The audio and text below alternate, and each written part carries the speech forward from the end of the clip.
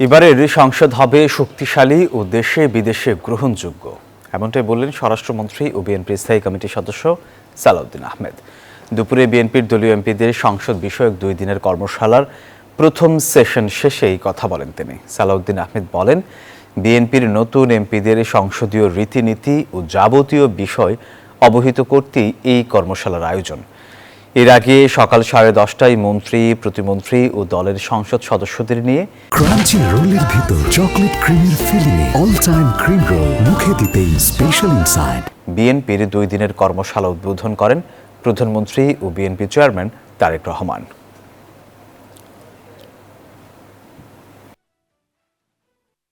জাতীয় সংসদের কাছে বাংলাদেশের এবং বিশ্বের অনেক বেশি প্রত্যাশা আছে।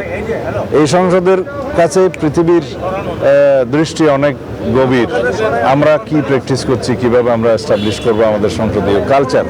বাংলাদেশের তো অবশ্যই এটা আমাদের জাতীয় জীবনের ইতিহাসে এই সংসদকে আমরা স্মরণীয় করে রাখতে চাই। দর্শক, এই বিষয়ে আরো বিস্তারিত জানাতে এই মুহূর্তে আমাদের সাথে সরাসরি যুক্ত হচ্ছেন সহকর্মী সাইফুল ইসলাম। সাইফুল, কর্মশালার বিষয়ে বিস্তারিত জানাবেন আমাদের।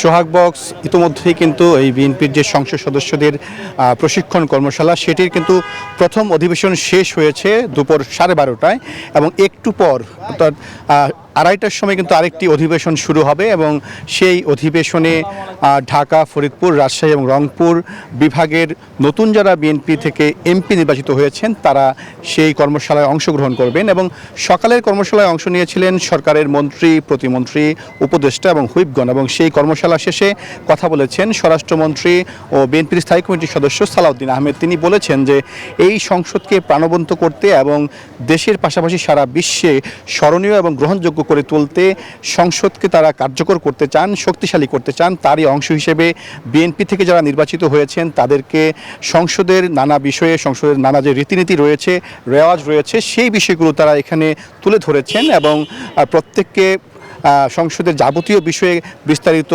বর্ণনা করা হয়েছে এবং দিক নির্দেশনা দেওয়া হচ্ছে যাতে সংসদ সদস্যরা তাদের যে কার্যক্রম সেটি ভালোভাবে পরিচালনা করতে পারে। এবং বিকেলে যে অধিবেশন হবে সেই অধিবেশনেও কিন্তু দক্ষ যারা একাডেমিক রয়েছেন, যারা সাবেক সংসদ সদস্য রয়েছেন এবং সাবেক মন্ত্রী রয়েছেন, তারা নতুন সদস্যদেরকে প্রশিক্ষণ দেবেন এবং আগামী দিনে সংসদকে ইতিবাচকভাবে দেশের মানুষের কল্যাণে এগিয়ে নেওয়ার জন্য যারা যাতে তাদের অবদান রাখতে পারে সেটি কিন্তু নিশ্চিত করা হবে। এবং বিএনপির স্থায়ী কমিটির সদস্য সালাউদ্দিন আহমেদ একটি বিষয়ে বলেছেন যে সংসদের যে ডেপুটি স্পিকার সেটি বিরোধী দলের গ্রহণ করা উচিত এবং লিখিতভাবে তাদেরকে প্রস্তাব না দেওয়া হলেও এই বিষয়টি যাতে তারা ইতিবাচকভাবে গ্রহণ করে সেটি কিন্তু তিনি আহ্বান জানিয়েছেন। এই ছিল আমার কাছে গুলশানের বিএনপি চেয়ারপারসনের কার্যালয়ের সামনে থেকে সর্বশেষ। সাইফুল, আপনাকে ধন্যবাদ।